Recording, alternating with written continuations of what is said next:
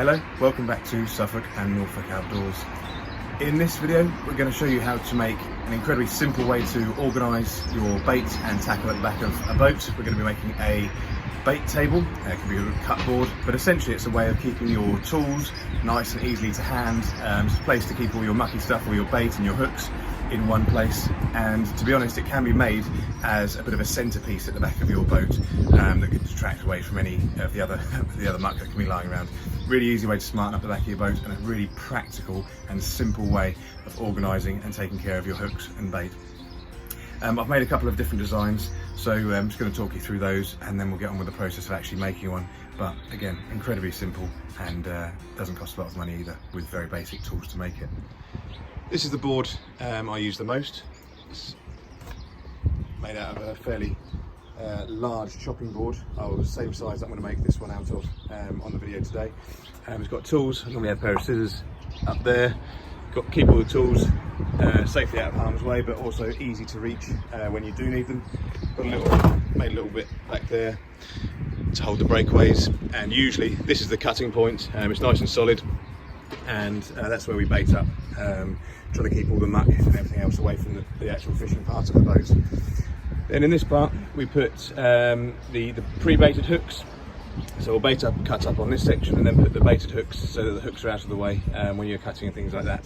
It's also got drainage holes at the back, and that just allows everything to go out of the boat rather than inside. And it's fitted with, I'm going to take these out, it's incredibly simple to fit because all I've done is I've got a handrail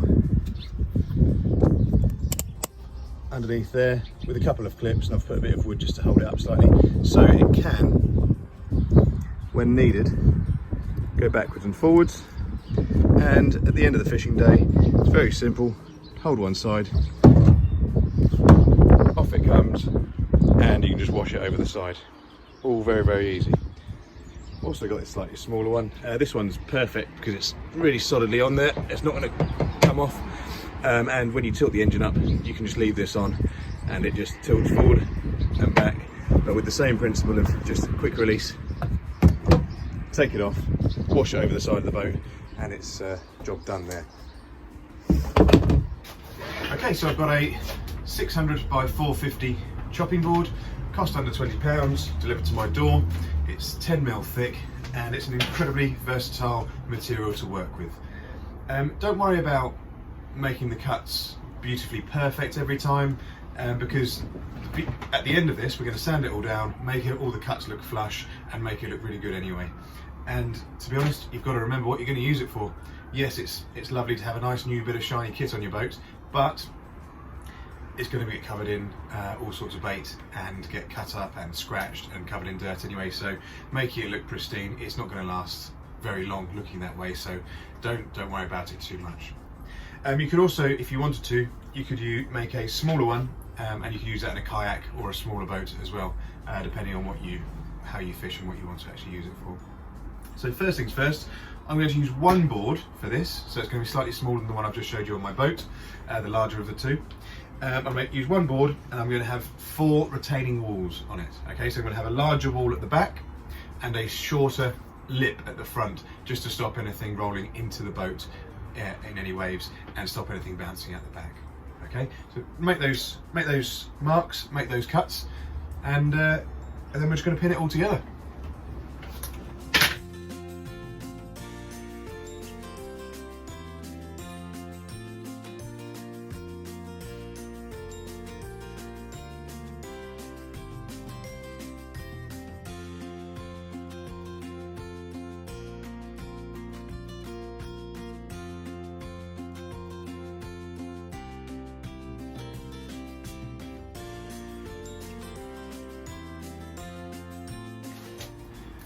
Okay, so I've made my cuts and I've got 4 retaining walls, let's call them that, to place around the board. Now these are going to be longer, however, so you're going to need to cut the excess off. What I suggest you do is mark them slightly proud, slightly long of the board, and then at the end, when we're making it look pretty and throwing glitter on it, we're going to sand it so it looks all all clean and flush. So mark it slightly longer, if you can see that, I'm not sure, and then just cut them off, hold them in position, offer them all up, and then it's time to pilot drill holes. So you need to hold your wall there, pilot drill a hole through, and then put some screws in. So that's the next stage that we're going to go through now.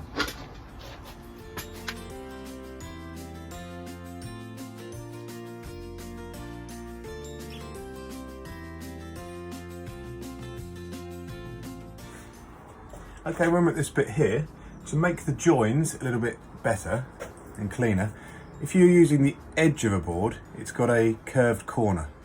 Okay, and that's not going to make it as easy to make a flush fit. So I'm just going to take the curve off, and then that's going to make it easier to butt up to the end there when we sand it and make it all flush. Okay, at this point, whoopsie, you'll see there is quite a difference there, but I'm going to sand it and it will all look flush and all be fine. But you see, with that curved corner, we'll just need to get rid of that.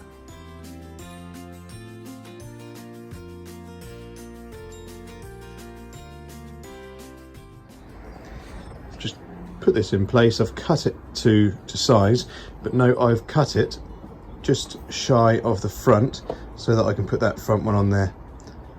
And you'll see there's still a bit of a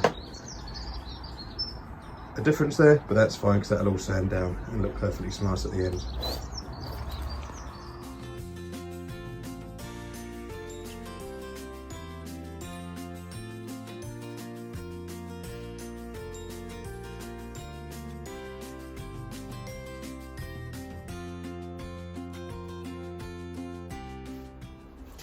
Okay, here is the basic board, just finished. Just ended up sanding them all, sanding the edges down, making them flush, making it look nice and neat.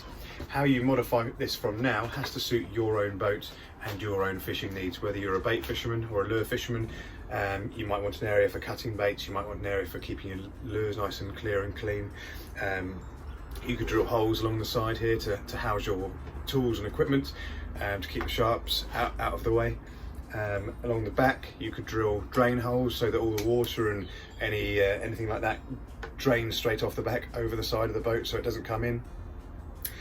You could use an off-cut section, put a square there, hole cut, size of a coffee mug, beer can, something like that. You'd have a drinks holder here. You could have two. You'd have one there and one there, one for you and one for your friend if you're feeling that generous. You could have, same as I have on my other one, a little section to keep your leads out of the way, so when you're moving from mark to mark on the boat, you can unclip them off the rod and just keep them somewhere safe so they're not jumping around and smashing your rod to bits.